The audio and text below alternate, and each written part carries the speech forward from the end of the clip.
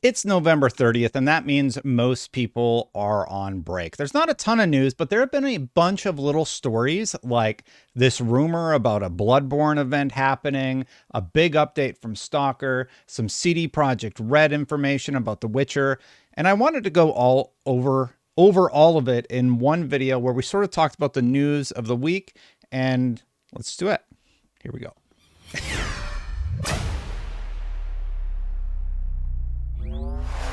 I may have forgot where the transition button was for just a second there. Real quick, my favorite story out of all of the ones that I've seen is definitely this Bloodborne one. So there is maintenance happening on December 3rd, which is also PlayStation's 30th birthday. I didn't even know they still had the ability to create notifications. And clearly you can see there is a server notice. Now, Bloodborne fans have been wanting a 60 FPS version of the game forever, or some sort of change that would enhance the game. And modders have been working for years to get Bloodborne running at 60 frames per second. They're very, very close to having a version of that on PC. Now, there was a trailer released which showcased the date of December 3rd. And I'll just bring up some Bloodborne B-roll so we can enjoy it while I talk about this Bloodborne story. There was a teaser trailer that PlayStation posted, and it teased December 3rd as a date. Now, everybody has been going crazy about December 3rd. It's the 30th anniversary. It's like, what does PlayStation have up their sleeve? And a lot of people are wondering if this service notice from Bloodborne indicates that they're going to be doing something with the PS4 version of Bloodborne, which runs at 30 frames per second. And Reddit's been having a bit of fun with it. I don't know what to think anymore. So FromSoft news update said, breaking, Bloodborne servers are undergoing maintenance on 12/3/2024, the same date that was hidden in a recent PlayStation trailer. Is it a remaster remake announcement finally happening? And of course, the clown makeup. Sorry, boss. It's time to go back to that old me. And basically they're indicating that they're worried that they're going to be tricked yet again into believing something that turns out not to be true, because people absolutely love Bloodborne and they just want some cool Bloodborne news. Now, moving on to more Xbox centric things, there was a little bit of an update about Indiana Jones in terms of how long the game is going to be. Now, I'm excited about Indiana Jones. I'm definitely more excited after this gameplay trailer. I did a reaction to it on my channel, and I was talking about how impressed I was. I didn't have a lot of expectations going in, but this did a really good job of showcasing what the game is all about and why we should be excited. And there was a recent interview over at MinMax where they basically gave us an indication of how long it could be. By far, this is the biggest and longest game that Machine Games has ever done. And Great Circle's creative director Axel Torvinus. And there was a note that their longest games were about 13 to 15 hours long. So we could be looking at a bit longer Indiana Jones game in the near future. And I think, like me, a lot of people had a really positive reaction to this gameplay. I don't think they had done a tremendous job selling it until we saw, Indy in action. And I'm all for it. It does remind me a little bit of Riddick, a little bit of Thief. And I was very, very happy to see that. Another big Xbox game is Stalker 2. And Stalker 2 just had its first big patch drop. It makes over 650 fixes. Now, I was one of the weirdos that waited until the game launched. I played an early access version of the game because we got code early at IGN and I was able to play it a little bit. And then I was just like, you know what? It's pretty buggy. I'm not having the same experience I had during the preview because I did the preview for IGN. I just want to wait for launch. And I'm so glad that I did, because it was basically the same as I experienced at the preview. And now that they're adding more and more patches, the game's been getting more and more stable. So really, the only reason I'm talking about the fact that their big patch addresses 650 fixes is because I think Stalker 2 is a pretty cool game. It's definitely a difficult game. It's not simple. It's not for the light of heart, but I really love games like that. And if you like the games that encourage you to figure out how to survive, make sure you manage your food intake and make sure you're healing up and resting and all of those things, then this game is really, really fun. And it's not too difficult with that stuff, but like you got to watch your ammo, and every encounter you're in kind of makes you think a little bit about how you're best going to approach it because of those limitations. I love stuff like that. So if you're into that, Stalker 2 is in great shape. It only continues to get in better shape.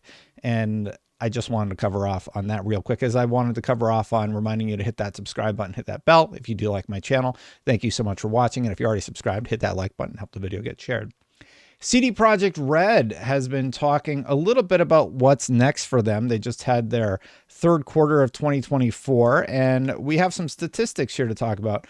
They posted 228 million in Q3. Revenues owning to strong sales of Cyberpunk 2077, its Phantom Liberty expansion, and even Witcher 3. Total post-release sales of Cyberpunk 2077 topped 30 million copies, while the Phantom Liberty expansion sold 8 million. You might have saw that social graphic. And Project Polaris, the first installment in the new Witcher trilogy, has progressed to full-scale production. I am proud to confirm that several weeks ago, the Polaris team wrapped up pre-production and moved on to full-scale production, the most intensive phase of development. We are very pleased with our progress on this project, and I wish to thank the team for its dedication, says, I should have practiced this, Mikhail Nowakowski, joint CEO of CD Projekt. The company also announced that both products from the Cyberpunk universe had reached important sales milestones, and we kind of covered that off in the headline. So really great news to hear. I'm excited to see whatever they end up doing with Witcher. I gave them a very hard time for the Cyberpunk 2077 launch, and I believe rightfully so. The base PS4 and the base Xbox One version of that game did not run well. I gave it a 4 out of 10 on IGN.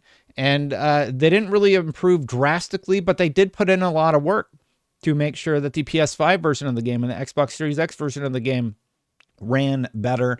When I played those versions, they were much more stable. But the fact that they put in the work to make those games better does say a lot about their commitment to making good stuff for consumers. So I am going into the next Witcher with positivity. A little bit of a feel-good story here. Randy Pitchford said, thanks everyone who reached out to point me to this. Caleb and I are now chatting via email, and we're going to do whatever we can to make something happen. A little bit of additional context here. Caleb, unfortunately, has stage 4 cancer, and he got a negative diagnosis. And what was really heartfelt about this whole story is Gearbox and Randy reached out to Caleb, and they actually brought him out to the studio. We're deeply thankful to the Borderlands community for rallying around Caleb after he shared his story several weeks ago. His courage, strength, and determination are an inspiration to us all. Our team was honored to host him last week at our studio. Terminally ill fan was able to play Borderlands 4 early, and he says it's amazing. So they were actually able to go out to Gearbox, and here's his post about the event. So Gearbox flew me and a friend down first class to the 20th of this month, and we got to tour the studio and meet an amazing bunch of people, from some of the devs of all of the Borderlands games up to Randy, the CEO. I've also been to Gearbox. The one thing about Gearbox is Randy will have you come into his office and chat with him. Anybody who's worked there, they're very accessible. They're willing to talk to you about whatever. They're just, I think, mostly down to earth. Randy lately on social media has been a little bit out there. And I think doing something like this is the kind of thing that you can't deny is just a great thing for Randy Pitchford and Gearbox Software to do, right? Maybe just chill on Twitter a little bit, Randy. I actually like Randy for the most part, but he's been a little crazy on Twitter lately. Anyway, we got to play what they have for Borderlands 4, and so far it was amazing. Caleb said, I don't know if I will be around when the game comes out, but I just want to say thank you to all of you for all of your love and support and for helping in making this happen. It truly was an amazing experience, and it was just awesome. We stayed at the Omni at the Star, the Dallas Cowboys headquarters, and the hotel wanted to do something nice as well and got us in on a VIP tour of the entire facility. Needless to say, me being a Lions fan, I got to talk a lot of smack. Lol. Thank you, everyone. And he took some photos of getting to see the studio. And I think that's a new studio since I've been there. But this is just an awesome story. Big kudos to Randy Pitchford. Big kudos to Gearbox Software. And, you know, I think we're all hoping that Caleb pulls through and is able to play Borderlands 4, as Randy said in his initial post about the situation. Moving on to something a little bit less serious. Palworld is joining up with Terraria. 2024 isn't finished yet for Palworld, and we have some exciting news about the next update coming very soon. But first, we want to tell you about something happening in 2025. Palworld x Terraria, more info coming soon. Now, this is a little bit of an interesting tie-in, but any major update coming in December. Survive on the largest, harshest, and most mysterious new island in Palworld. The size of the new island is about 6 times more than Sakurajima. Palworld is also currently 25% off, a perfect time to prepare for the upcoming update. And they have some screenshots here on their social media of the tie-in. Cool that Palworld is still going strong. I do hope the Nintendo suit doesn't end up negatively impacting Palworld too much. And I say that because I do really like what they have been doing. And I think they're unique enough that it has me interested in where they wind up going from here. Sorry if you can hear that music really quick. I'm trying to queue up the next thing quickly here. So, bit of an interesting story here on this one. There is a game, it's called Light of Motiram, another game that is being accused of ripping off another title. I'll let you guess what title they think the game is ripping off. I'll let you come to your own determinations, but there are robot dinosaurs, and there is a red-headed protagonist with a bow who attacks said robot dinosaurs in the open world survival game. And as you can see, there are critical spots on those enemies. Yeah, it's Horizon. So everybody is pointing out that, long story short, this game takes some heavy inspirations from Horizon Forbidden West. Here is the Agni, a mechanical animal with big antlers that you can stand on top of. And here is the Yama. It looks like a bit of a boar character. They also released some gameplay though. So they have this longer form pre-alpha footage where you can see how this actually plays in action. I'll just kind of scrub through it here. It looks in action different from what we've seen from Horizon. In some instances, this looks pretty one-to-one with Horizon, if I'm being totally honest. And a lot of people are calling it out. I think rightfully so. This is pretty blatant. And yeah, it's pretty close to Horizon. I'm going to be interested to see how good or not good it is.